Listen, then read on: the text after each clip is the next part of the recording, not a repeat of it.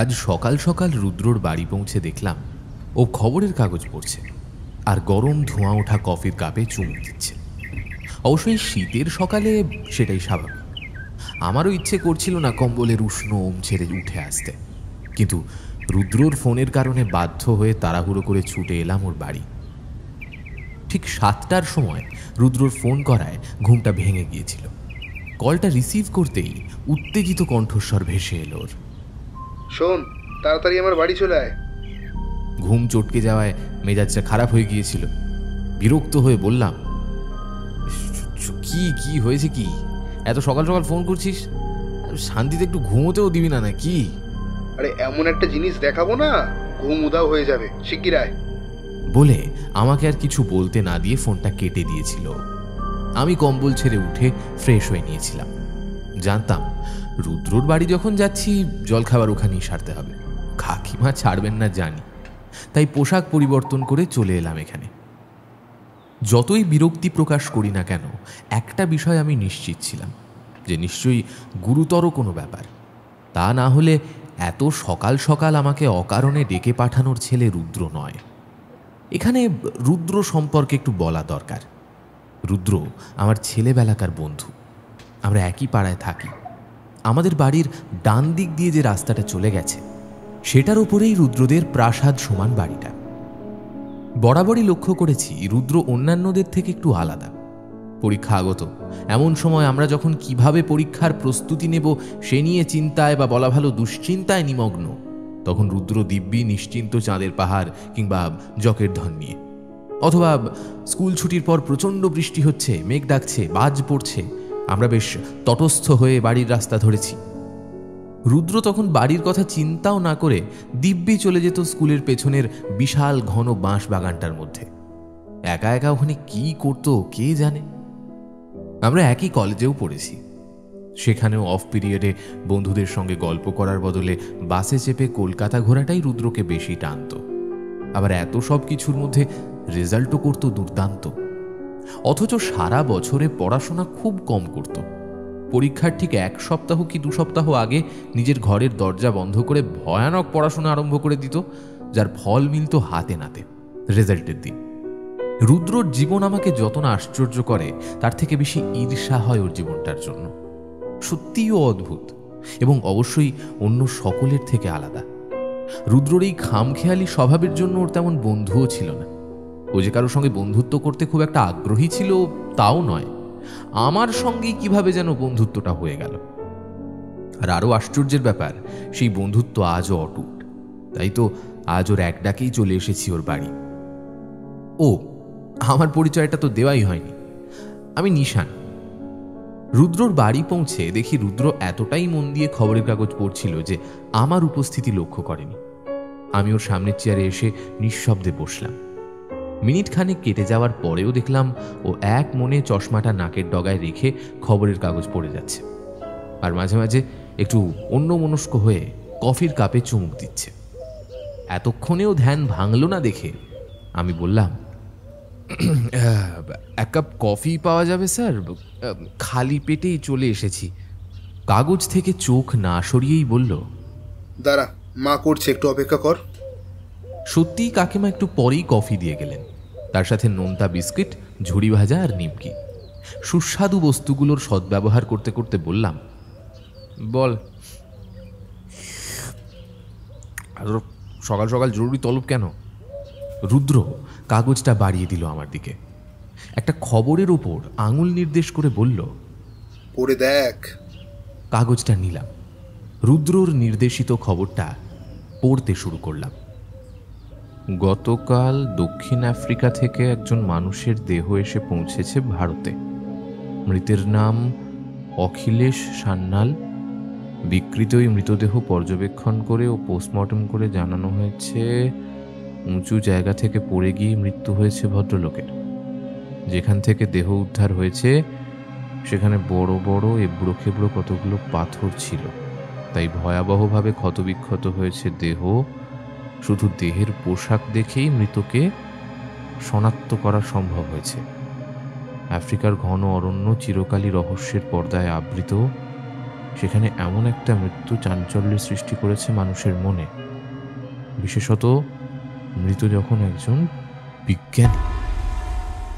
খবরটা পড়ে কিছুক্ষণ রুদ্রর দিকে তাকিয়ে রইলাম বিস্মিত হয়ে। মুখে কথা সরছিল না। অখিলেশ বাবুর সঙ্গে আলাপ হয়েছিল গত বছর আমি আর রুদ্র বিষ্ণুপুর বেড়াতে গিয়েছিলাম। সেখানেই আলাপ হয় এই অসাধারণ মানুষটির সঙ্গে। বিজ্ঞান ছাড়াও বিভিন্ন বিষয়ে জ্ঞান ছিল ভদ্রলোকের। আমোদে মানুষ ছিলেন। রুদ্রের সঙ্গে সহজেই বেশ মিল হয়ে গিয়েছিল ভদ্রলোকের। ওখান থেকে ফিরে আসার পরেও রুদ্র ও অখিলেশবাবুর যাতায়াত ছিল পরস্পরের বাড়িতে। রুদ্রের বাড়িতে যে কবার এসেছেন তার মধ্যে কয়েকবার আমার সঙ্গেও দেখা হয়েছে। আজকের এই মর্মান্তিক খবরটা পড়ে চোখের সামনে যেন অন্ধকার নেমে আসছিল আমার। এক অবর্ণনীয় বিষাদে মনটা ভারাক্রান্ত হয়ে উঠছিল। কিন্তু তার পাশাপাশি মাথা চারা দিয়ে উঠছিল একটা প্রশ্ন, অখিলেশবাবু আফ্রিকায় গিয়েছিলেন কেন? অবশ্য উনি অ্যাডভেঞ্চার প্রেমী মানুষ ছিলেন। তাঁর সবসময়ের সঙ্গী চাকর বলরামকে নিয়ে মাঝে মাঝেই বেরিয়ে পড়তেন বিভিন্ন দুর্গম জায়গায়। খবরটা পড়ে মনে হচ্ছে আফ্রিকাতেও হয়তো তিনি তেমনই বেড়াতে গিয়েছিলেন, তারপর হয়তো কোনোভাবে পাহাড় থেকে পড়ে যান। কিন্তু অখিলেশবাবুর মতো একজন মানুষের এমন মৃত্যুকে আমি যেন মন থেকে ঠিক মেনে নিতে পারছিলাম না। খবরটার উপর আরো বার কয়েক চোখ বুলিয়ে ফেরত দিলাম রুদ্রর হাতে। রুদ্র কাগজটা নিয়ে ভাঁজ করে রাখল। দুজনেই কিছুক্ষণ গুম হয়ে বসে নীরবে কফি পান করতে লাগলাম। অসহ্য বোধ হচ্ছিল এই নিস্তব্ধতা। একসময় নিস্তব্ধতার অবসান ঘটিয়ে রুদ্র বলল, এবার তোকে কেন ডাকলাম বুঝতে পারছিস নিশ্চয়ই? সম্মতিসূচক মাথা নাড়লাম আমি। রুদ্র বলল, তবে আমার নিজেকেই তার মৃত্যুর জন্য দায়ী বলে মনে হচ্ছে। কেন? আরে সেটা বলার জন্যই তো তোকে ডাকা। শোন, তবে বেশ কয়েক বছর আগে একবার ঠাকুরদার পড়াশুনো করার টেবিলের ড্রয়ার থেকে একদিন একটা হার খুঁজে পাই আমি। ঠাকুরদার সঙ্গে তো জানিসই আমার এই বন্ধুর মতন সম্পর্ক ছিল, অথচ কখনো ওই হারের কথা কাউকে বলে যাননি, আমাকেও বলে যাননি। হারটা পেয়ে আমি বেশ অবাক হয়েছিলাম।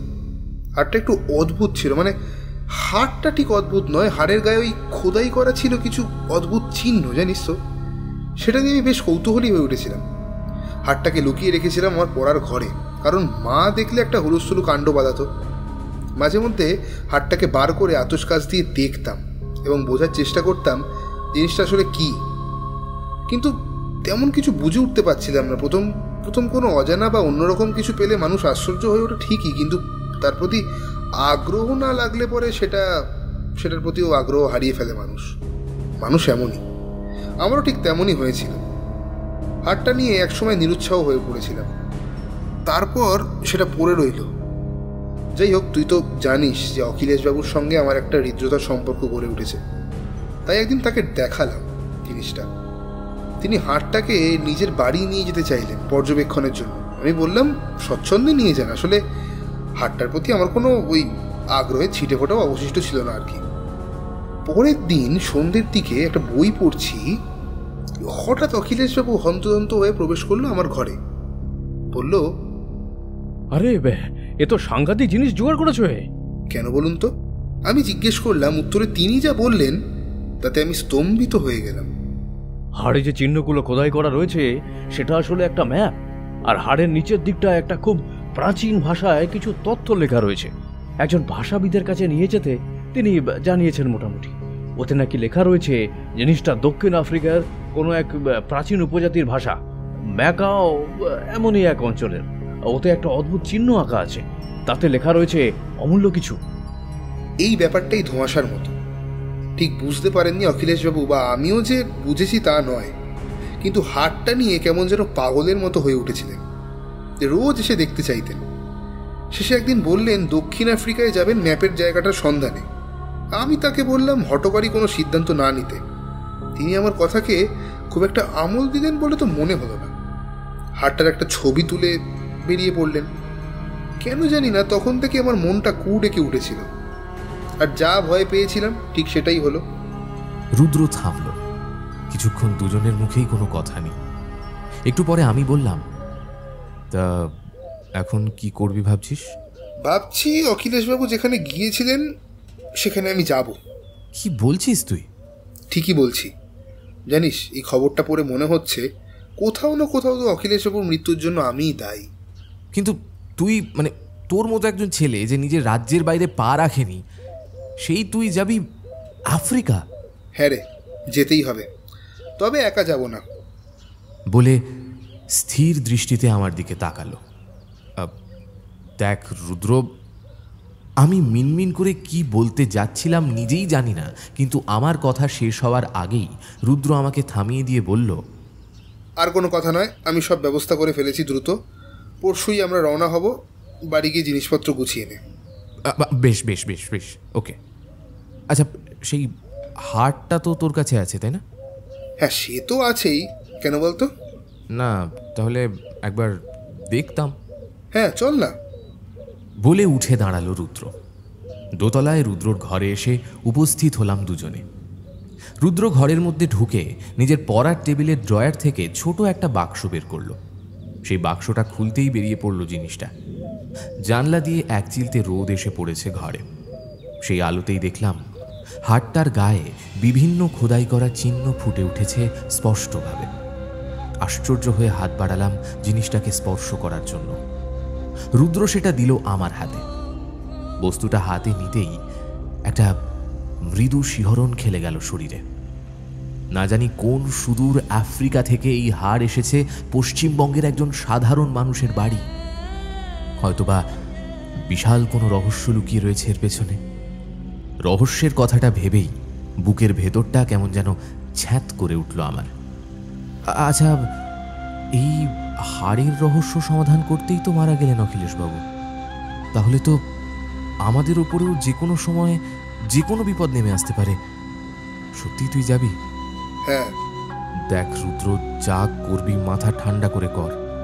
তাড়াহুড়ো করে কোনো ভুল সিদ্ধান্ত কিন্তু নিয়ে নিস না। তোর যদি যেতে ভয় লাগে তাহলে বলতে পারিস, আমি একাই যাব। আরে না, আমি আমি আমি সেটা বলতে চাইনি। আচ্ছা, এই হাড়টা কি মানুষের? না, সেটাই আশ্চর্যের ব্যাপার। আমার এক বন্ধু আছে, নাম অর্ঘ্য সোম। হাড়ের বয়স নির্ণয় বা হাড় কিসের এমন বিষয়ে সে কাজ করে, মানে পুরাতত্ত্ব বিভাগের হয়ে আর কি। তো ওকে হাড়টা দেখিয়েছিলাম, জানিস তো। হাড়টা দেখে তো অবাক। বলল, জিনিসটা যে আসল তাতে কোনো সন্দেহ নেই, কিন্তু একটা ব্যাপারই বড্ড আশ ছুটছে। হাড়টা যে ঠিক কিসের তা বোঝা যাচ্ছে না। আশ্চর্য, মানে জিনিসটা যে খাঁটি তাতে কোনো সন্দেহ নেই, অথচ কি দিয়ে তৈরি তা তো বোঝা যাচ্ছে না। না। গম্ভীর হয়ে বলল রুদ্র। কিছুক্ষণ চুপ করে রইলাম দুজনে। এক সময় বললাম, তাহলে চল আফ্রিকা সফর করেই আসা যাক নাকি?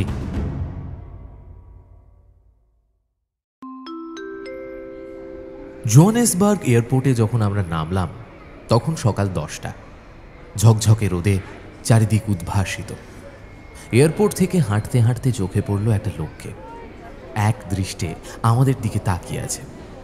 লোকটা সম্ভবত স্থানীয়, বেঁটে, কালো গায়ের রং, মাথায় একটা হ্যাট জাতীয় টুপিতে চোখ দুটো ঢাকা, ফলে লোকটাকে কেমন যেন রহস্যময় দেখাচ্ছে।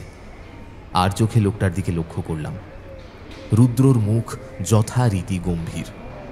প্লেনে আসার সময়ও একটা কথা বলেনি। আসলে অখিলেশবাবুর মৃত্যুটা ওকে যে বেশ নাড়া দিয়ে গিয়েছে তা বেশ বুঝতে পারছিলাম। অরুণবাবু উচ্ছ্বসিত হয়ে চারদিকে দেখতে দেখতে চলেছিলেন। এখানে বলে রাখি অরুণবাবুর পরিচয়টা। অখিলেশবাবুর বাড়ি আমরা কয়েকদিন আগে গিয়েছিলাম। রুদ্রর কি মতি হয়েছিল জানি না, অখিলেশবাবুর কয়েকটা ফটো সংগ্রহ করতে চেয়েছিল, সেই উদ্দেশ্যেই যাওয়া। অখিলেশবাবুর চাকর বলরাম নিখোঁজ। অখিলেশবাবুর মৃত্যু হয়েছে এ কথা আগেই বলেছি। স্বাভাবিকভাবেই আমরা আশা করেছিলাম ঘর তালাবন্ধ থাকবে, তাই রুদ্রকে বারণ করছিলাম যেতে। কিন্তু গিয়ে দেখা গেল ঘর বন্ধ নয়, বরং ভেতরে কেউ আছে। বেল বাজাতে একজন ভদ্রলোক বেরিয়ে এলেন। লম্বা, ছিপছিপে, শরীর থেকে যৌবন বিদায় নিলেও তার ছাপ কিছুটা রয়ে গেছে। বয়স অখিলেশবাবুর মতো বলেই মনে হলো। আমাদের দেখে বললেন, আপনারা? রুদ্র নমস্কার জানিয়ে বলল, নমস্কার, আমার নাম রুদ্র চক্রবর্তী। অখিলেশবাবুর সঙ্গে পরিচয় ছিল। একটু কি ভেতরে গিয়ে কথা বলা যায়? আসুন আসুন আসুন। ভদ্রলোক আমাদের আপ্যায়ন করে বসালেন। ঘরের মধ্যে দুটো চেয়ারে আমরা বসলাম। আরেকটা চেয়ার টেনে বসলেন ভদ্রলোক নিজে। বললেন, আমি অরুণকান্তি সান্যাল, অখিলেশের দাদা। ও আচ্ছা। রুদ্র একটু ভুরু কুঁচকে তাকালো অরুণবাবুর দিকে। অরুণবাবু বললেন, আপনি? অরুণবাবু কি বলতে চাইছিলেন আমরা দুজনেই বুঝতে পারছিলাম। রুদ্র তাকে সমস্ত ঘটনা খুলে বলল। শেষে বলল, এই রহস্য আমি উদ্ঘাটন করবই, তাই ওনার কয়েকটা ছবি দরকার আমার। ছবি? অরুণবাবু যেন একটু অস্বস্তিতে পড়লেন। তারপর বললেন, দাঁড়ান দেখছি। এই বলে উঠে চলে গেলেন। তারপর ঘরের মধ্যে থেকে নিয়ে এলেন কয়েকটা ছবি। তারপর যেন একটু ইতস্তত করে বললেন, আমি কি আপনাদের সঙ্গে যেতে পারি? একটু থমকে গেল রুদ্র। তারপর বলল, দেখুন অরুণবাবু, আমরা যেখানে যাচ্ছি সেখানে কিন্তু যে কোনো রকমের বিপদ হতে পারে। হ্যাঁ, যে কোনো রকমের। আমার মনে হয় আপনি ঠান্ডা মাথায় একবার ভেবে দেখুন। ভাবা আমার হয়ে গেছে। ভাই এই স্বভাব পেয়েছিল বাবার থেকে, আমিও তার কিছুটা পেয়েছি। অজানা বারবারই আমাকে টানে। আপনি যদি রাজি থাকেন তবে আমি যেতে রাজি। বেশ, অধিকন্তু না দোষায়। এয়ারপোর্ট চত্বর ছেড়ে কিছুটা বেরিয়ে আসার পরেও দেখলাম লোকটা আমাদের পিছু ছাড়েন। কেমন যেন অদ্ভুত একটা দৃষ্টিতে জরিপ করতে করতে আমাদের একেবারে কাছে এসে পড়েছে। রুদ্রকে সে কথা বলতে যাওয়ার আগেই লোকটা আমাদের একেবারে সামনে এসে দাঁড়ালো। এবার লোকটার চোখ দুটো দৃশ্যমান হলো। শরীরের সঙ্গে সাদৃশ্য রেখেই চোখ দুটো অত্যন্ত কুৎসিত। দাঁত বের করে হেসে সে ইংরেজিতে বলল, আপনারা কি টুরিস্ট? মৃদু অবাক হয়ে রুদ্র উত্তর দিল, হ্যাঁ। হোটেল বুক করে এসেছেন নিশ্চয়ই? হ্যাঁ না। বেশ বিরক্তই লাগলো। উত্তরটা আমিই দিলাম। ধূর্ত চোখে আমার দিকে তাকালো লোকটা। তারপর বিগলিত স্বরে বলল, আমার নাম মর্গান। আমার একটা হোটেল আছে এখানে। আপনাদের দেখে মনে হলো আপনারা হোটেল নিয়ে চিন্তা করছেন। একবার গিয়ে দেখবেন নাকি? লোকটার এমন আচমকা প্রস্তাবে আমরা বেশ হকচকিয়ে গিয়েছিলাম। একটু চুপ থাকার পর রুদ্র বলল, চলুন দেখাই যাক। আসুন স্যার, আসুন আসুন। লোকটাকে অনুসরণ করে আমরা এগোলাম। মর্গান একটা গাড়ির সামনে এসে দাঁড়িয়ে বলল, উঠে পড়ুন স্যার। আমরা বিনা বাক্য ব্যয় গাড়িতে উঠে বসলাম। মর্গান লোকটাকে ততটাও খারাপ আর লাগছে না। গাড়ি চলতে শুরু করল। কিছুক্ষণ চলার পরেই শহরাঞ্চল ছেড়ে আমরা বেরিয়ে এলাম। এই জায়গাটা শহরাঞ্চলের মতো জমজমাট নয় ঠিকই, কিন্তু জঙ্গলেও বলা চলে না। দূরে জঙ্গলের রেখা চোখে পড়ছে। মর্গান চুপচাপ সামনের সিটে বসেছিল। আমি তাকে একটা প্রশ্ন অনেকক্ষণ ধরেই করব বলে ভাবছিলাম। একসময় প্রশ্নটা করেই ফেললাম। বললাম, আপনি তো খুব সুন্দর ইংরেজি বলেন। আমার মা ছিলেন ব্রিটিশ, মায়ের থেকে ওই একটা গুণই আমি পেয়েছি। বলে চুপ করে গেল সে। রাস্তায় আর কোনো কথা হলো না। প্রায় ঘন্টাখানেক চলার পর গাড়ি থামল। আমার একটু ঝিমুনি মতো এসেছিল। গাড়ির ঝাঁকুনিতে সেই ভাবটা কেটে গেল। গাড়ি থেকে নেমে দেখলাম হোটেলের সামনে দাঁড়িয়ে রয়েছি আমরা। ঠিক হোটেল নয়, কাঠের তৈরি কটেজ বলা যেতে পারে। বেশ সুন্দর দেখতে। এখানে বলে রাখি, কটেজের ঘরগুলো বেশ সুন্দর ছিল। এখানে থাকবো স্থির হলো। খিদেও পেয়েছিল। তাড়াতাড়ি দুপুরের খাবার সেরে ঘরে চলে এলাম আমরা। আমি আর রুদ্র একটা ঘরে, অন্য ঘরে অরুণবাবু। শরীর ক্লান্ত ছিল। বিছানায় শরীর ফেলতেই নেমে এলো ঘুম।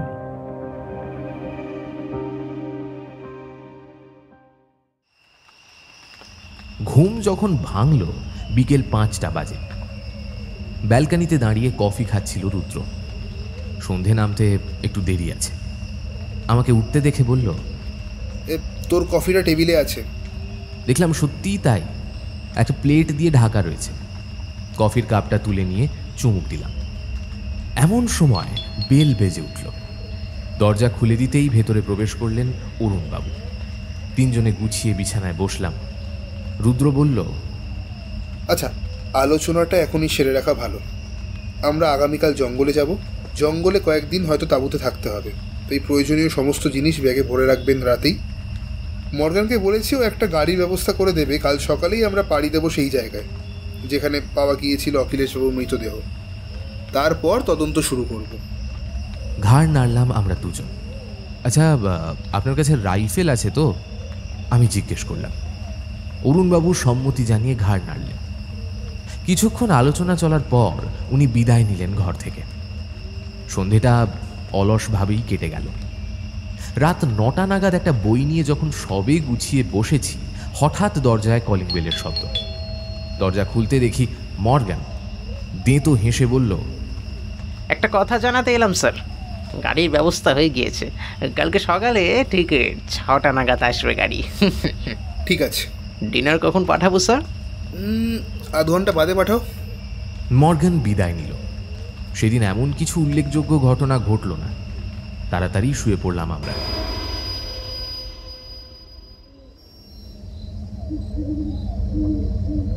পরদিন ভোরে যখন ঘুম ভাঙল তখন 4টে বাজে। প্রয়োজনীয় জিনিসপত্র সবই গুছিয়ে নিয়েছিলাম, তবু সকালে একবার দেখে নেওয়া হলো। মর্গানকে বলাই ছিল তাড়াতাড়ি ব্রেকফাস্ট দিতে। তাড়াতাড়ি খাওয়া সেরে নিলাম আমরা। ঠিক 6টার সময় হোটেলের সামনে একটা জিপ এসে দাঁড়ালো। হোটেল থেকে বিদায় নিলাম আমরা। গাড়িতে যেতে যেতে বাইরের দিকে তাকিয়েছিলাম। পরিবেশ ক্রমশ বদলাচ্ছে। চারদিকে জঙ্গল ধীরে ধীরে ঘন হয়ে উঠছে। জঙ্গলে প্রবেশ করছি আমরা। আকাশ ঢেকে রয়েছে বড় বড় গাছে। চারিদিক আশ্চর্য রকমের নিস্তব্ধ। একটা জায়গায় এসে আমাদের গাড়ি থামল। ড্রাইভারকে রুদ্র বলল, শোনো, পরশু ঠিক এই সময় চলে আসবে এখানে। তোমাকে অগ্রিম কিছু দিয়ে রাখছি। বলে মানিব্যাগ থেকে ড্রাইভারের প্রাপ্য চুকিয়ে দিল সে। গাড়ি যখন চলে গেল, কেমন যেন একটা অজানা আশঙ্কায় আমাদের বুকের ভেতরটা ছমছম করে উঠল। আজ থেকে ঠিক 2 দিন পরে এখানে গাড়ি আসবে। ততদিন জঙ্গলে আমাদের নিজেদের থাকতে হবে সাবধানে। হয়তোবা নানান বিপদের মোকাবিলাও করতে হবে। মনে মনে প্রস্তুত হচ্ছিলাম সেজন্য। গাড়ি চলে যাওয়ার পর মালপত্র নিয়ে এগোলাম আমরা। যত এগোচ্ছি জঙ্গল যেন তত ঘন হচ্ছে। একসময় হাঁটতে হাঁটতে জঙ্গলের একেবারে গভীরে প্রবেশ করলাম আমরা। বিশাল বিশাল গাছ আকাশ ঢেকে রেখেছে, ফলে জায়গাটা বেশ অন্ধকারাচ্ছন্ন। কিছুটা এগোনোর পর একটা জায়গায় এসে থমকে দাঁড়ালাম 3 জন। অদূরে একটা ছোট জলা বয়ে যাচ্ছে। তার কাছেই ঠিক হলো তাঁবু খাটানো হবে। মোটামুটি 2টো তাঁবু ছিল আমাদের সঙ্গে। সেগুলো খাটিয়ে জিনিসপত্র রাখতে রাখতেই অনেকটা সময় চলে গেল। বিকেল নাগাদ টিন ফুড খেয়ে আশপাশটা একটু ঘুরে এলাম আমি। রুদ্র আর অরুণবাবু তাঁবুতে বসে গল্প করছেন। হাঁটতে হাঁটতে বেশ কিছুটা এগিয়ে চলে এসেছিলাম নিজের অজান্তেই। হঠাৎ পায়ে একটা ডাল জড়িয়ে গিয়ে মুখ থুবড়ে পড়তে সম্বিত ফিরল। তাকিয়ে দেখলাম চারপাশে ধীরে ধীরে অন্ধকার নেমে আসছে। এবার চিন্তা হলো, আমার রিভলভারটাও সঙ্গে আনতে ভুলে গেছি। হঠাৎই আমাকে চমকে দিয়ে একটা রাতচরা পাখি ডেকে উঠল। 2 হাতে ভর দিয়ে উঠে বসলাম। পকেটে একটা পেন্সিল টর্চ ছিল। জানি না তাতে আদৌ কোনো লাভ হবে কিনা, তবু টর্চটা বের করে আলোয় ফেললাম। একটা গাছের কাছেই উবু হয়ে বসে পড়েছিলাম। হঠাৎ তার গুঁড়ির কাছে কি একটা বাদামি রঙের জিনিস চোখে পড়ল। অন্ধকার হাতড়ে এগিয়ে গেলাম সেদিকে। জিনিসটার উপর গাছের পাতা ও ডাল পড়ে স্তূপ হয়ে গেছে। টর্চের আলো ফেলে জিনিসটাকে টেনে বের করতেই চমকে উঠলাম। একটা ডায়েরি। জ্যাকেটের মধ্যে ডায়েরিটা ঢুকিয়ে এগোলাম। একটু পরেই ভয়টা কেটে গেল, কারণ রুদ্র আর অরুণবাবুর গলা কানে এলো। একটু এগোতেই চোখে পড়ল তাঁবু। ডায়েরিটা হাতে নিয়ে মিনিট খানেক দেখল রুদ্র, তারপর খুলল সেটা। একটুক্ষণ মন দিয়ে কিছু দেখার পর বিস্ময় বিহ্বল নেত্রে তাকালো। বলল, আরে এ তো অখিলেশবাবুর দিনলিপি। চমকে উঠলাম আমরা। রুদ্র বলল, তোরা কথা বল, আমি একটু ভেতরে গিয়ে ডায়েরিটা পড়ে দেখি। অগত্যা আমরা টুকটাক কথা বলতে লাগলাম। বুঝতে পারছিলাম ছন্দপতন হচ্ছে। দুজনেরই মন পড়ে আছে ডায়েরির ব্যাপারে। একটু পরে রুদ্র বেরোলো ডায়েরি হাতে। বলল, অখিলেশবাবুর স্বাভাবিক মৃত্যু হয়নি, তিনি খুন হয়েছেন। রাতে খেতে খেতে রুদ্র বলল, ডায়েরিটা লেখা শুরু হয়েছে গত মাসের 15 তারিখ থেকে। অখিলেশবাবু এখানে আসেন 14 তারিখ। জঙ্গলে তিনি ঢুকেছিলেন এখানে আসার পরের দিন। ভাবতে আশ্চর্য লাগে, ওনার মতো এক মহান বিজ্ঞান সাধকও লোভের বশবর্তী হয়ে গিয়েছিলেন। তুই এ কথা কেন বলছিস? কারণ ডায়েরির লেখা পড়ে একথা স্পষ্ট হয়েছে, আমার কাছে যে হার ছিল তাতে বিশেষ জায়গা নকশার আকারে ছিল। তা সেই নকশাটা আসলে একটা গুপ্তধনের সন্ধান দেয়। কথাটা শুনতে একটু অবাস্তব লাগলেও ব্যাপারটা সত্যি। আমার ঠাকুরদা যখন এদেশে আসেন তার সাথে দেখা হয় একজন বিদেশি ইংরেজের। এই কথাগুলো আমার দাদুর মুখেই শুনেছি, তখন অতটা গুরুত্ব দিইনি, তাই অনেকটা ভুলেও গিয়েছিলাম। মায়ের মুখে বাকিটা শুনলাম। সেই সাহেব দাদুকে অদ্ভুত হারটা দিয়েছিলেন, বলেছিলেন এই রহস্য এই দেশেই লুকোনো আছে। দাদুর মধ্যে বরাবরই একটা অ্যাডভেঞ্চার প্রেমী মানুষ লুকিয়েছিল, সেই জন্য বিভিন্ন জায়গায় অজানার সন্ধানে পাড়ি দেওয়াও ওনার একটা স্বভাব ছিল। আমার ঠাকুরদা ওই হারের নকশা দেখেই সমস্ত ব্যাপারটা বুঝতে পেরেছিলেন, কিন্তু কোনো কারণে এর থেকে বেশি এগোতে পারেননি তিনি। ফলে হারটা আমাদের বাড়িতে অবহেলার শিকার হয়। যাই হোক, অখিলেশবাবুর সঙ্গে দাদুর মনে হয় কোনোভাবে আলাপ ছিল। কথাটা সম্বন্ধে আমি সম্পূর্ণ নিশ্চিত না হলেও বুঝতে পারছি। কিন্তু অদ্ভুত ব্যাপার, অখিলেশবাবুকে কোনোদিনও আমাদের বাড়ি আসতে দেখিনি। দাদু রোজ বিকেলে সকালে হাঁটতে যেতেন, তখন বহু মানুষের সঙ্গে আলাপ হয় ওনার। সবাই যে বাড়ি আসতো তা নয়। এই ব্যাপারটা থেকেই মনে হচ্ছে অখিলেশবাবুর সঙ্গে এমনই কোনোভাবে ঠাকুরদার আলাপ। হয়তো হারের ব্যাপারেও অখিলেশবাবুকে অনেকটা বলে দিয়েছিলেন তিনি। তাই হয়তো অখিলেশবাবু হারটার ছবি নিয়ে অত্যুৎসাহী হয়ে পাড়িয়ে দিয়ে এসেছিলেন এই অন্ধকারাচ্ছন্ন মহাদেশে। অখিলেশবাবুর ডায়েরি পড়ে বুঝেছি এখানে বলরাম ছাড়াও তার সঙ্গে কেউ এসছিল, সেই অখিলেশবাবুকে খুন করেছে। যদিও সেটা কে তা স্পষ্ট করে বলে যাননি অখিলেশবাবু। মৃত্যু রহস্য উদ্ঘাটন করতে গিয়ে তো আরো বড় রহস্যের সম্মুখীন হতে হবে বলে মনে হচ্ছে। কিন্তু ওই লোকগুলো কে তা তো আর জানার কোনো উপায় থাকলো না। না তা নয়, হয়তো আমরা কোনো সূত্র পেলেও পেতে পারি। আপনি চিন্তা করবেন না, এই রহস্যের সমাধান আমি না করে ফিরব না। অরুণবাবু হাসলেন। আলোচনা করতে করতে বেশ রাত হয়েছিল, তাই আর বেশি সময় নষ্ট না করে আমরা শুয়ে পড়লাম। আজ শোয়ার অনেকক্ষণ পরেও ঘুম এলো না। অনেকক্ষণ এপাশ ওপাশ করেও যখন কোনো লাভ হলো না, তখন তাঁবু থেকে বেরিয়ে এলাম এবং বেরোতেই চমকে উঠল। আমি তাঁবু থেকে বেরোতেই কি যেন একটা আড়ালে সরে গেল। প্রাণীটা নিশ্চয়ই বড় সড়ো, সেজন্য ঝোপটা বেশ জোরেই দুলে উঠল। কে ওখানে বলে ছুটে যেতে গিয়েও আত্মসংবরণ করলাম।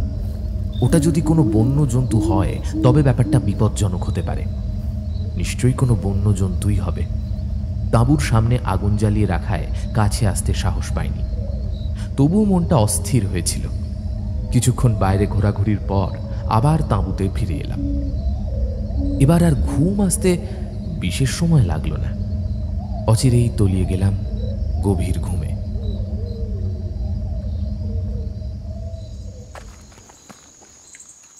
পরদিন সকালে হালকা জলখাবার সেরেই আমরা বেরিয়ে পড়লাম।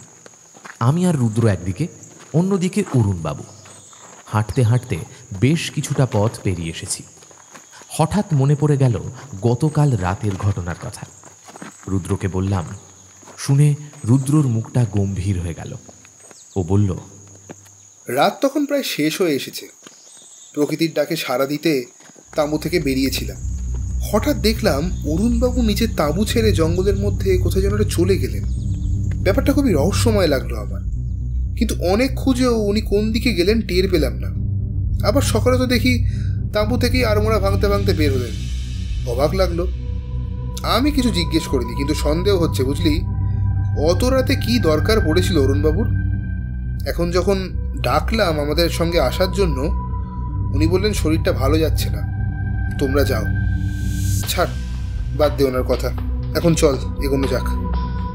বেশ কিছুটা এগোতেই জঙ্গল আরো যেন ঘন হয়ে এলো। হাঁটতে বেশ অসুবিধেই হচ্ছিল, ডালপালা ছড়িয়ে রয়েছে ইতস্তত। হঠাৎ রুদ্র দেখি ঝুঁকে পড়ে কিছু নিরীক্ষণ করে চলেছে এক মনে। আমাকেও হাত নেড়ে দেখতে বলল। ওর আঙুল যেখানে নির্দেশ করছে সেটা একটা কাঁটা, জঙ্গলে যেমন থাকে, তবে সেটা স্বাভাবিক। যেটা অস্বাভাবিক সেটা হলো কাঁটাটার গায়ে লেগে রয়েছে রক্ত। রক্তটা খুব পুরনো নয়, এখনো পুরোপুরি শুকোয়নি। একটু রক্ত হাতে নিয়ে দেখল রুদ্র, চটচট করছে।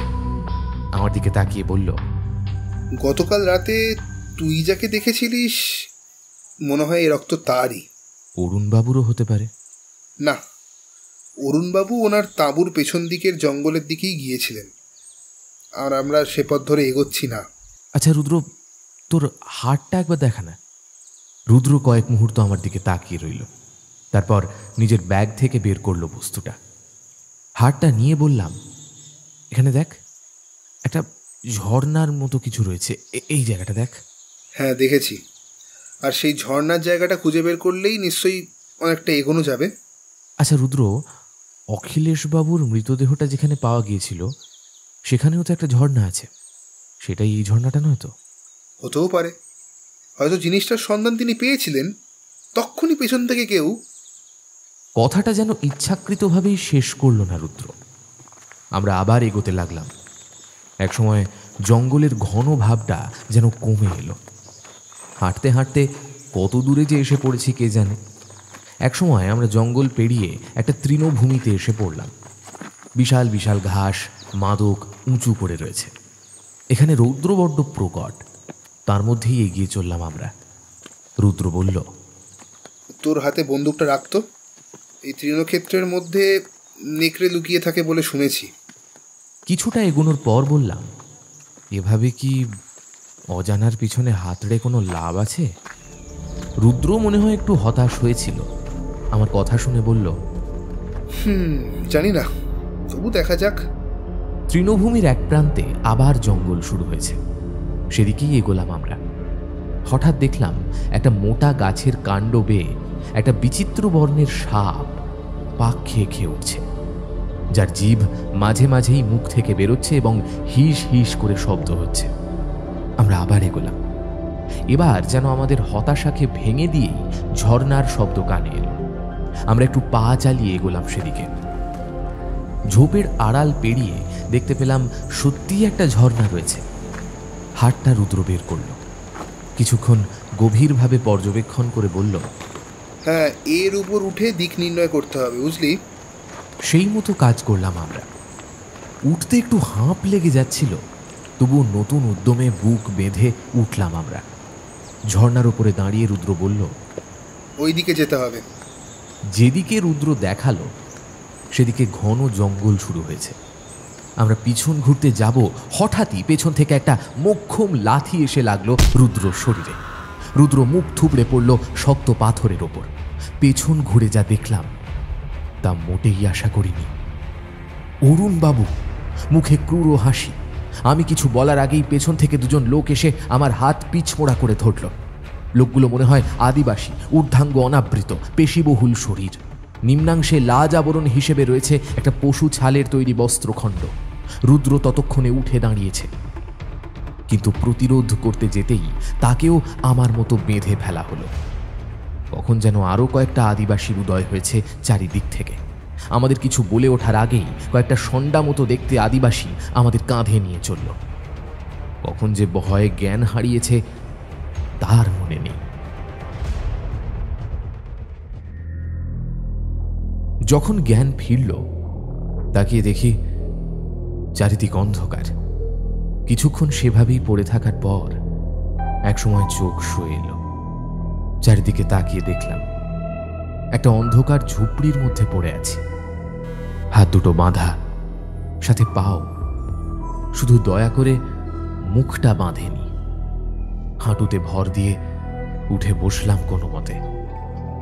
হঠাৎ পায়ের কাছে কিসের একটা খোঁচা লাগতে চমকে উঠলাম। ততক্ষণে অন্ধকারে চোখ কিছুটা সয়ে এসেছে। দেখি আমার পাশেই পড়ে রয়েছে রুদ্র। আমার দিকে তাকিয়ে ক্লিষ্টভাবে হাসল। আমি ওর দিকে কয়েক মুহূর্ত তাকিয়ে থেকে কিছু বলতে যাব, তখনই সশব্দে দরজাটা খুলে গেল। অরুণবাবু, পেছনে দুজন আফ্রিকান নিগ্রো।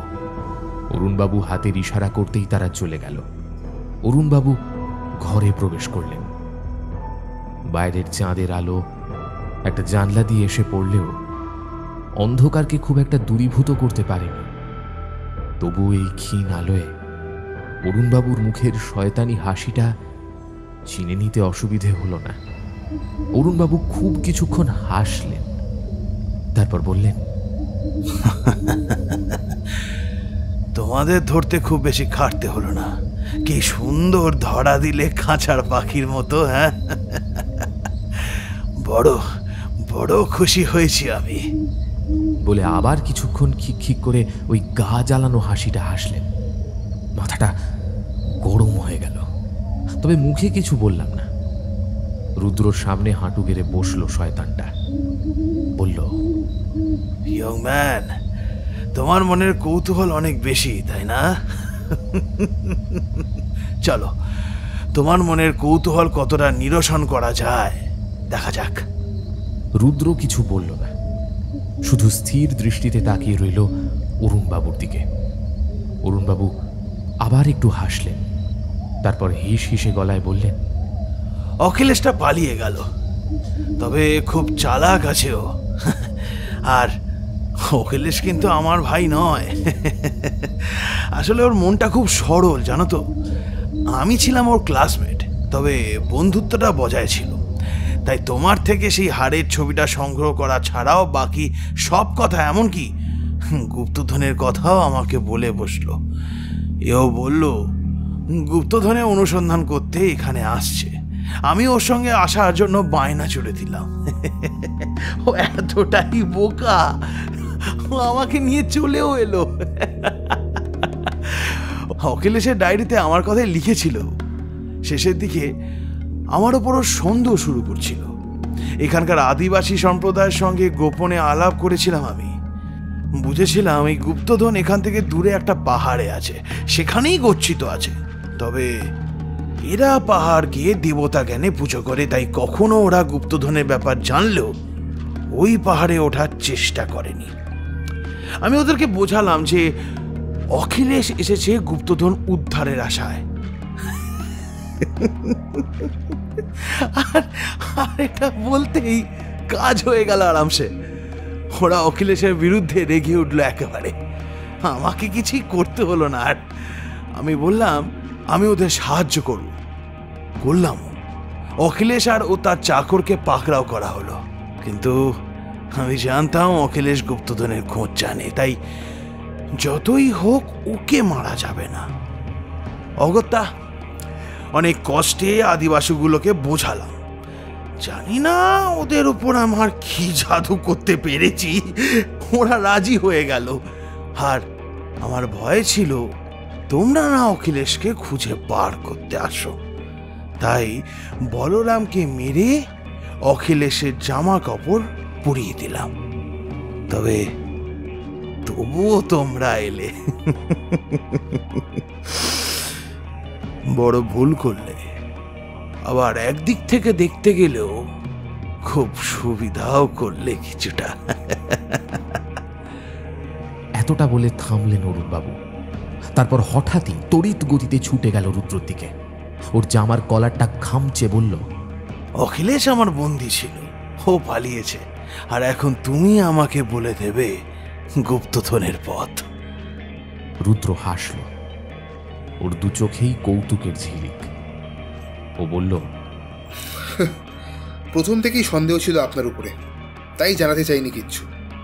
আমি আপনার মতো একটা নরকের কীটকে কেন গুপ্তধনের পথ বলে দেবো? হ্যাঁ, এত সহজ আমার মুখ থেকে কথা বের করা? বলবে বলবে, তোমাকে বলতেই হবে। আর তা না হলে আফ্রিকার হিংস্র কোনো প্রাণীর শিকার হিসাবে পরিণত হবে তোমার এই বন্ধু। বলে আমার দিকে তাকিয়ে হেসে উঠলেন তিনি। তারপর শান্ত স্বরে কেটে কেটে বললেন, তোমাকে তো কোনো তাড়া দিচ্ছি না আমি। আজ রাতটা ভাবো কি করবে। তোমার বন্ধু এবং তোমার নিজের প্রাণ এখন আমার হাতে। দেখো, ভেবে দেখো কি করবে। গুপ্তধনের সন্ধান দিলেই আমি তোমাদের ছেড়ে দেবো। বলতে বলতে ঘর থেকে তিনি বেরিয়ে গেলেন। তিনি ঘর থেকে বেরিয়ে যাওয়ার পর চোখ বন্ধ করে শুয়ে রইলাম অনেকক্ষণ। একসময় ঝিমুনি মতো এসেছে, হঠাৎ একটা খোঁচা অনুভব করলাম পায়ের কাছে। তাকিয়ে দেখি রুদ্র। এত দুঃখের মধ্যেও একটু আশান্বিত হয়ে উঠলাম। রুদ্র বলল, এখন পড়ে পড়ে ঘুমোলে হবে? পালাতে হবে তো নাকি এখান থেকে? এখান থেকে? হ্যাঁ, এখান থেকে পালানো আদৌ সম্ভব বলে মনে হয় তোর? জানি না, তবে চেষ্টা করতে ক্ষতি কি? এইভাবে ওদের কাছে নিজেদের সমর্পণ করার থেকে চেষ্টা করা আমার কাছে অনেক ভালো। আমার পায়ের কাছে দেখ, একটা ছুরি আছে। বলে পা দুটো আমার কোমরের কাছে পৌঁছে দিল রুদ্র। আমি ওর পায়ের দিকে কিংকর্তব্য বিমূঢ় হয়ে তাকিয়ে রইলাম। বললাম, কি করব? পায়ে একটা ছুরি আছে, মোজার মধ্যে, ওটা বের কর। আমি ওর নির্দেশানুসারে কাজ করলাম। ওর মোজার মধ্যে কোনো মতে হাত ঢোকাতেই ধাতব স্পর্শ পেলাম। মনটা একটু উৎফুল্ল হয়ে উঠল। সেটা লক্ষ্য করেই রুদ্র বলল, ধীরে বন্ধু, ধীরে, শনই শনই। আমি হাসলাম। এরপর খুব সহজেই বাঁধন কেটে ফেললাম আমরা। তারপর পালাতেও আশ্চর্যজনকভাবে কোনো সমস্যাই হয়নি। ওরা বোধহয় নিজেদের ওপর একটু বেশি আত্মবিশ্বাসী ছিল, তাই আমাদের ঘরের বাইরে পাহারাও রাখেনি। ফলে এখান থেকে বেরোতে কোনো সমস্যাই হলো না। যখন দরজা ছেড়ে বেরোলাম, চোখে পড়ল চারিদিকে ছড়িয়ে ছিটিয়ে রয়েছে কতগুলো আদিবাসীদের কুঁড়ে ঘর। আমরা বেরিয়ে এলাম সময় নষ্ট না করে। এক জায়গায় আমাদের রুকস্যাক দুটোই পেয়ে গেলাম। জঙ্গলে পৌঁছে একটা গাছের তলায় বসলাম। পথশ্রমের ক্লান্তিতে শরীর চলছিল না, তবুও চেক করতে আমিও হাত লাগালাম রুদ্রর সাথে। সবকিছু ঠিকঠাক আছে কিনা পরীক্ষা করে নিলাম। রুদ্র রিভলভারটা ছাড়া সবই আছে। আমরা আবার এগোলাম জঙ্গল ধরে। রুদ্র বলল, মনে হয় পাহাড়টা খুব বেশি দূরে নেই, জানিস? সত্যিই তাই। সারা রাত হাঁটার পর অবশেষে পাহাড়ের কাছে এসে পৌঁছলাম আমরা। ভোর হচ্ছে, পাহাড়ের গায়ে জড়িয়ে পড়ছে সোনালি আভা। আমরা এগিয়ে চললাম। কিছুক্ষণ মুগ্ধ দৃষ্টিতে তাকিয়ে রইলাম সেদিকে। মনটা ভালো হয়ে গেল এই পরিস্থিতির মধ্যেও।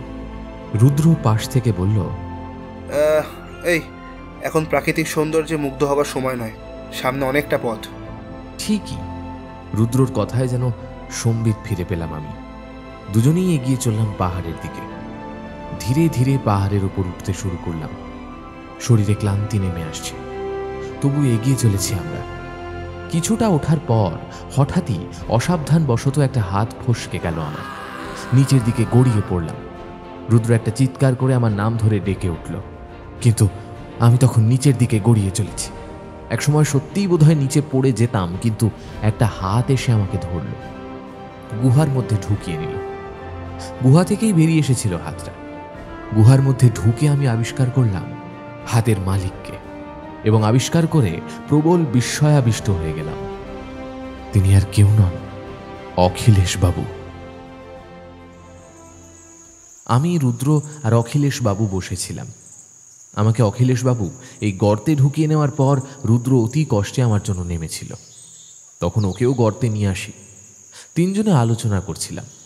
রুদ্র আর আমি সব খুলে বললাম অখিলেশ বাবুকে। তিনি যে মারা গিয়েছেন, বহির্জগতে এমন রটনা বেরিয়েছে তা জানালাম। বিষণ্ণ কণ্ঠে তিনি বললেন, বলরামকে মেরে ওরা আমার পোশাক পরিয়ে দিয়েছে। ওই মৃতদেহ আমার না। সে তো বুঝতেই পারছি। গুপ্তধন উদ্ধার করতে আজ রাতেই যাব আমরা। না না, ফিরে যাই, চলো। কেন? ওই গুপ্তধনের সন্ধানে আপনি নিজে এত দূর এলেন, এখন আমাদের ফিরে যেতে বলছেন? আশ্চর্য। না, আমি বুঝেছি এ গুপ্তধন অভিশপ্ত। এই গুপ্তধন উদ্ধার করতে গিয়েই আজ আমার এই দশা। তোমরাও বিপদে পড়েছ। তবে এত দূর এসে আমি খালি হাতে ফিরে যাব না, গুপ্তধন উদ্ধার করেই যাব। তাই না হলে ওই শয়তানটা সব পেয়ে গিয়ে খারাপ ও অসৎ কোনো কাজে ব্যয় করবে সব কিছু। তা আমি হতে দেবো না। বেশ, যা ভালো বুঝো করো। আমরা দাঁড়িয়ে আছি সেই গুহার সামনে। সন্ধে নামতেই উঠে এসেছি এই গুহার কাছে। ভেতরে নিশ্ছিদ্র অন্ধকার। হাড়টা একটা দড়ি দিয়ে কোমরের সঙ্গে বেঁধে নিয়েছিল রুদ্র। হাড়টা দেখল মিনিট খানেক, তারপর বলল, এখান থেকে আমাদের সোজা গিয়ে ডান দিকে যেতে হবে। দেখ, হাড়ে তো তেমনই নির্দেশ আছে। আমি হাড়টা হাতে নিয়ে দেখলাম রুদ্র ঠিকই বলেছে, কিন্তু বাঁ দিকে একটা শয়তানের মতো দেখতে করটি এঁকে কি যেন বোঝানো হয়েছে। রুদ্রকে জিজ্ঞেস করতেও বলল, নিশ্চয়ই কোনো বিপদ বোঝানো হয়েছে ওটার মাধ্যমে। হ্যাঁ ঠিকই বলেছিস, সায় দিলাম ওর কথায়। এরপর তিনজনে ভেতরে প্রবেশ করলাম। কিছুটা এগিয়েছি, হঠাৎ পেছন থেকে কার যেন পায়ের শব্দ পেলাম। মনের ভুল ভেবে অগ্রাহ্য করলাম, কিন্তু একটু পরে আবার রুদ্রকে কথাটা বলতে যাব, তার ঠিক আগেই একটা কণ্ঠস্বর ভেসে এলো, নড়াচড়া করলেই খুলি উড়িয়ে দেবো। চকিতে পেছন ফিরলাম। যা ভেবেছিলাম, অরুণবাবু। শয়তানটা ঠিক পিছু পিছু এসেছে। ওই গিয়ে এসে রুদ্রর হাত খামচে ধরল, বলল, বল বল কোন দিকে গুপ্তধনের পথ? কিছুতেই না, আমি কোনো মতেই বলবো না। বলবি না? হ্যাঁ, তাহলে দেখ তোর বন্ধুর অবস্থা আমি কি করি। এই বলে তিনি আমার মাথায় রিভলভার ঠেকাতে লাগলেন আর বললেন, আমি 3 গুনবো, তার মধ্যে বল তুই বলবি কিনা। দেখ ভেবে কি করবি, না হলে তোর প্রাণের বন্ধু যে এখানেই শেষ হয়ে যাবে। রুদ্র, আমার যা হয় হোক, তুই এই শয়তানটাকে একদম বলবি না গুপ্তধন কোথায় আছে। রুদ্র, কিছুতেই না। এরকম পাগলামো করো না নিশান, তোমার জীবনের থেকে আর বড় কিছুই হতে পারে না। ওই শয়তানটা সব পারে। আরে দেখেছিস তো, দেখ দেখ দেখ, এই জন্যই বলে বড়দের কথা শুনতে হয়। ও আমার সাথে একমত। হ্যাঁ, খুব ভালোভাবে চিনে গেছে আমাকে, আমি কি করতে পারি আর কি করতে পারি না। নে নে, এবার চট করে বল, ভালো ছেলের মতো চট করে বল, গুপ্তধনটা কোন দিকে গেলে পাবো। এত সব কিছু কথা হচ্ছে, কিন্তু রুদ্র যেন চুপ করে আছে, কিছুই বলছে না। কি হলো, কি ভাবছে? সত্যি কেউ বলে দেবে গুপ্তধনের সন্ধান? খানিকক্ষণ সময় পর আবারও বলে উঠল, আপনার গুপ্তধন চাই তো? গুপ্তধন, তাই না? যার জন্যই নোংরা খেলা খেললেন, নিজের বন্ধুকেও খুন করতে আপনার হাত বাঁধলো না? না, কেমন মানুষ আপনি?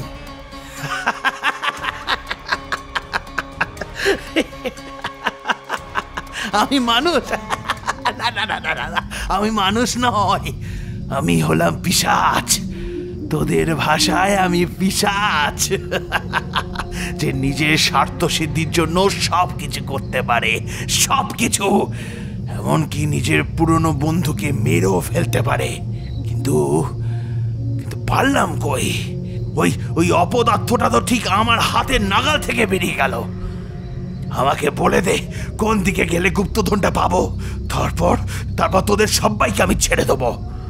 বুঝতে পারছি গুপ্তধন আমি পাবো না, আপনি নিন। তবে ওই বাঁ দিকে রাস্তা ধরে সোজা চলে যান। তুই ঠিক বলছিস? ওই বাঁ দিকে গেলেই আমি পাবো আমার আকাঙ্ক্ষিত সম্পদ? সত্যি না বলে আর কি উপায় আছে? নাহলে তুমি যে আমার বন্ধুকেও মেরে ফেলবে, আর আমি কোনো কিছুর বিনিময়ে আমার বন্ধুকে হারাতে চাই না। বাহ বাহ বাহ বাহ বাহ, বেশ বেশ, একেই বলে বন্ধুত্ব। তবে কি জানিস তো, আমি তো আর তোদের মতো হতে পারলাম না।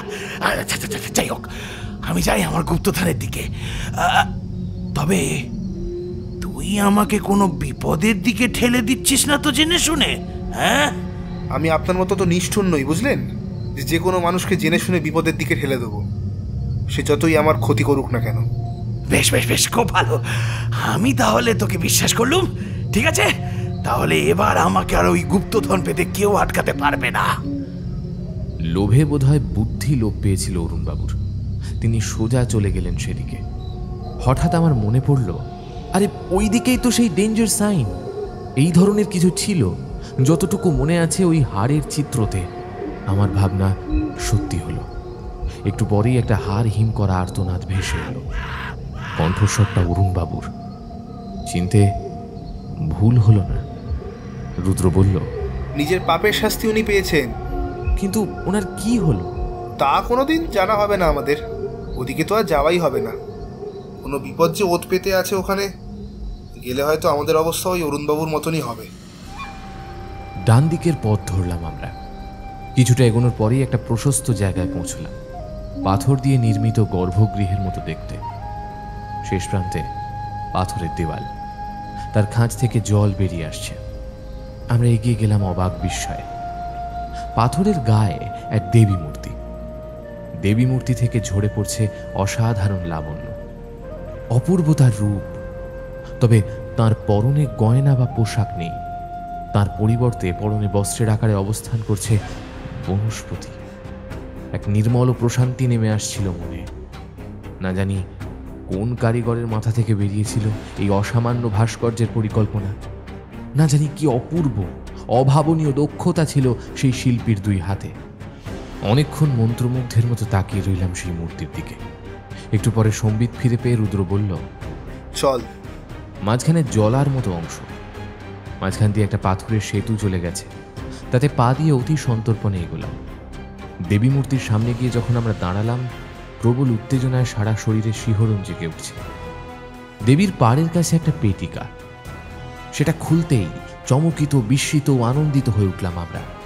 তার মধ্যে রয়েছে রত্ন, গহনা, সোনা ও বহুবিধ মূল্যবান ধাতুর আশ্চর্য সমাহার। তার ছটা ছড়িয়ে পড়ে যেন সারা ঘরের অন্ধকারকে ম্লান করে দিচ্ছে। সেই পেটিকাটা প্রচণ্ড ভারী। রুদ্র কেমন যেন বিষণ্ণ গলায় বলল, এই জিনিস আমরা নিয়ে যাব না রে, এখানেই থাকবে। এই জিনিস কোনো মিউজিয়ামের না, দেবীর পদতলেই শোভা পাবে। ঠাকুরদা হয়তো বা খোঁজ পেয়েছিলেন এই ধনভাণ্ডারের। এই ধনভাণ্ডার শুধু দেবীর পদতলেই স্থান পাওয়ার যোগ্য, বুঝলি? আমি সায় দিলাম ওর কথায়। অখিলেশবাবুও সায় দিলেন। সত্যি গুপ্তধন উদ্ধার করার উদ্দেশ্য নিয়ে তো আমরা এখানে আসিনি। আমরা এসেছিলাম অখিলেশবাবুর মৃত্যু রহস্য উদ্ঘাটনে। তিনি যখন মারাও যাননি এবং তাকে খুঁজেও পেয়েছি, গুপ্তধনের ব্যাপারটার সঙ্গে তো আমরা জড়িয়ে পড়লাম। তাই বললাম, তুই ঠিকই বলেছিস, চল ফিরে চলি। অতুল এই ঐশ্বর্যের ভাণ্ডারকে পেছনে ফেলে আমরা বেরিয়ে এলাম গুহা থেকে। পেছনে পড়ে রইল অজানা কত অভিশাপ, রহস্য। গাড়িতে বসেছিলাম আমরা, আমি, অখিলেশবাবু আর রুদ্র। পেছনে রহস্যময় আফ্রিকাকে ফেলে আমরা এগিয়ে চলেছি সভ্য সমাজের দিকে। মনটা প্রত্যেকেরই বিষণ্ণ ছিল। রুদ্র বলল, ও হ্যাঁ, তোকে একটা কথা বলার ছিল। কি? আমরা গুপ্তধন ছাড়াও আর একটা জিনিস পেয়েছি, যা মহামূল্যবান, অমূল্যও বলা চলে। কি? অবাক হয়ে বললাম আমি, আর অখিলেশবাবুও তাকিয়ে রইলেন। জিনিসটা কি আন্দাজ কর? তবে এটুকু বলতে পারি, জিনিসটা আফ্রিকা আসার আগেই পেয়েছি আমরা। তোর ঠাকুরদার হারটা? হ্যাঁ, ওটা হার, তা তো বুঝতেই পারছিস, কিন্তু কিসের হার তা জানা যায়নি। বুঝতে পারছি কোনো অচেনা প্রাণীর। কিভাবে এই হার ঠাকুরদার হাতে এসেছিল তা তো বুঝতেই পারছিস, তোকে তো আগেই সব বলেছি আমি। এখন মনে হচ্ছে যে ওই দেবী মূর্তি বানিয়েছিলেন, তিনি ওই হারের গায়ে নকশাটাও বানিয়েছিলেন। হারটার উৎসস্থল যে কি তার কোনোদিনও জানা যাবে না। বলে চুপ করল রুদ্র। অজান্তেই আমার বুক থেকে একটা দীর্ঘশ্বাস বেরিয়ে এলো। রুদ্র বলল, তুই এত হতাশ হচ্ছিস কেন? গুপ্তধন নাই বা পেলি, তোর নাতি নাতনিদের তো বলতে পারবি এই আশ্চর্য অভিযানে তোর দুঃসাহসিক ভূমিকার কথা। কেউ বিশ্বাস করবে না। করবে করবে বলে নিজের ব্যাগের ছোট খাপ থেকে একটা সোনার টুকরো বের করে আনলো সে। চমকে উঠলাম দেখে, এ তো দেবী মূর্তির পায়ের তলার রত্নপেটিকার মধ্যেকার জিনিস। রুদ্র কখন নিয়ে এসেছে খেয়াল করিনি। আমার কৌতূহল নিরসনের উদ্দেশ্যই রুদ্র একগাল হেসে বলল, তুই যখন হাঁ করে দেবী মূর্তি দর্শন করছিলি, তখনই আমি দুটো এমন টুকরো সরিয়ে নিয়েছি। বলে হাসল রুদ্র। হাসলাম আমিও। ভোর হচ্ছে, সূর্যের আলো ছড়িয়ে পড়ছে চারিদিকে।